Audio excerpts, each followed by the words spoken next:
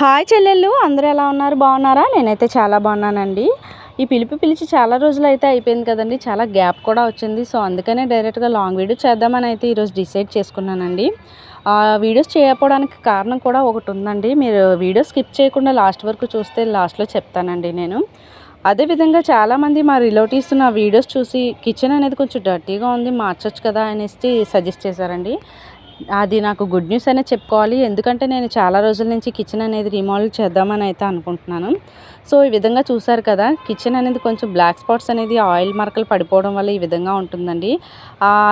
వాటిని కవర్ చేయడానికి నేనైతే పెయింట్ అయితే వేసుకున్నానండి. మొత్తం మా ఇంట్లో ఆల్రెడీ సగం పెయింట్ అయితే ఉంది. ఆ పెయింట్తో ఈ విధంగా మొత్తం కిచెన్ అంతా శుభ్రంగా వేసేసుకున్నానండి.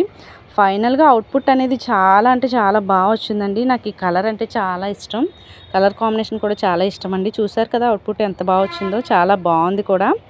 అదేవిధంగా ఆ వీడియోస్ చేయకపోవడానికి కారణం ఏంటంటే, మెయిన్ రీజన్ ఏంటంటే నా మొబైల్ అనేది పోయిందండి.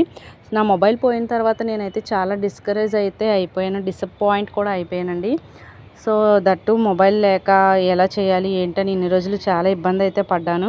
ఈరోజు క్లైమేట్ కూడా ఎలా ఉందో చూసారు కదా. క్లైమేట్ అనేసరికి నాకు విజయవాడ పరిస్థితి అయితే గుర్తొచ్చిందండి. చాలా బాధాకరమైన విషయం. విజయవాడ కోసం అందరూ ప్రేయర్ చేయండి. చూసారు కదా వీడియో. మీకు నచ్చినట్లయితే లైక్ చేయండి, షేర్ చేయండి, కామెంట్ చేయండి. అదేవిధంగా సబ్స్క్రైబ్ కూడా చేసుకోండి. మరి ఉంటాను.